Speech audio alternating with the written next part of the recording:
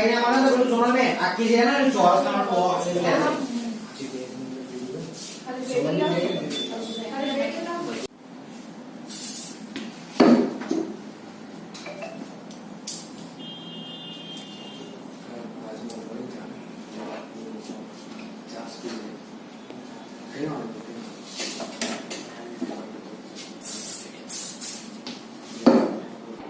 મારું નામ ઉત્તમ પારેખ છે અને હું આમ બેઝિકલી પાટણની સાઈડ ઉમરી ગામનો વતની છું અને મારા જન્મથી હું અહીં અમદાવાદમાં છું અને મેં 10th એક્ઝામ આપ્યા પછી મારા ફાધરની સાથે મેન્સ હેરડ્રેસિંગની અંદર મેં કામ ચાલુ કરેલું હતું અને ફાધર સાથે મેં છેલ્લા 5-7 વર્ષ કામ કર્યા પછી મને એવું લાગ્યું કે અગર હું મેન્સ બાર્બરિંગ કરી રહ્યો છું સાથે સાથે મારે કંઈક ફિમેલમાં પણ કંઈક નવું શીખવું જોઈએ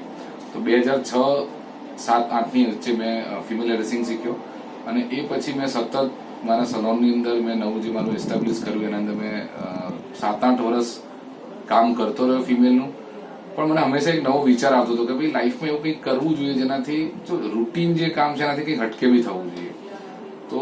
નવા થોટ્સ નવા આઈડિયાઝથી સાથે અમે 2020-21ની અંદર એક વર્લ્ડ રેકોર્ડ બી કર્યો હતો અમારી ટીમે અને એ પછી 2020 પછી મને એવું લાગ્યું કે ના યાર આ તો કંઈ હજુ બી કંઈક લાઈફમાં ખૂટી રહ્યું છે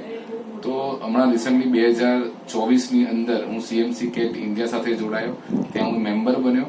અને એક વર્લ્ડ લેવલની જ્યાં એક કોમ્પિટિશન થઈ રહી હોય છે એના અંદર હું નવેમ્બર 2024માં ગયો જ્યાં ઇન્ડિયાને રિપ્રેઝેન્ટ કરવાનો અમને ચાન્સ મળ્યો અને જે મારી કેટેગરી હતી એના અંદર મારી જે ફિમેલ હેરડ્રેસિંગ કેટેગરી હતી એમાં હું ઇન્ડિયાને 3rd પ્લેસ પર લઈને મને એક સન્માનજનક વસ્તુ મળી છે અને 3rd પ્લેસે આજે ઇન્ડિયાની અંદર એવો હું ફર્સ્ટ માણસ છું જેને ફિમેલ હેરડ્રેસિંગની અંદર 3rd પ્લેસ આવ્યું છે સો મારા માટે તો ગર્વની વાત છે કે મને એ ત્યાં ઇન્ડિયાને એઝ અ રિપ્રેઝેન્ટ કરવા મળ્યું છે અને આની સાથે સાથે અમે હવે પ્લાનિંગ કરી રહ્યા છે યુરો કપ અને વર્લ્ડ કપની અંદર તો વર્લ્ડ કપની અંદર ઇન્ડિયાને અમે ગોલ્ડ અપાઈશું એવા જોશ સાથે અમે યુરો કપ અને વર્લ્ડ કપમાં જવાના છીએ 2020-21માં જયારે અમે મેક્સિમમ હેરકટનો જયારે રેકોર્ડ બનાવ્યો અમદાવાદની અંદર મારી આખી એક ટીમે તો એ પછી એવો વિચાર આવ્યો કે જેમ ઇન્ડિયા ક્રિકેટની અંદર હોકીની અંદર કબડ્ડીની અંદર અને ઘણી બધી જે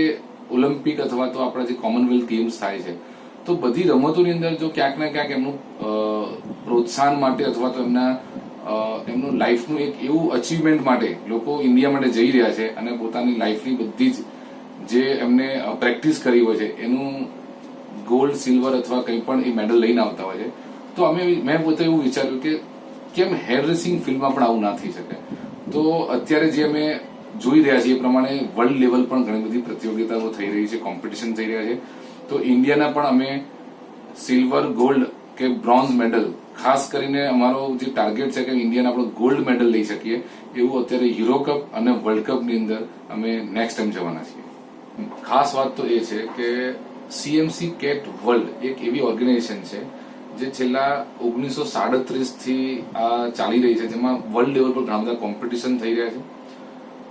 1937 થી લઈને અત્યાર સુધી 2024માં ફર્સ્ટ ટાઈમ ઇન્ડિયાને એવો મોકો મળ્યો છે કે જે હેર ડ્રેસિંગ ફિલ્ડને પણ પોતાની આર્ટ પોતાની જે કલા છે એ ત્યાં જઈને ઇન્ડિયાની જે પ્રોપર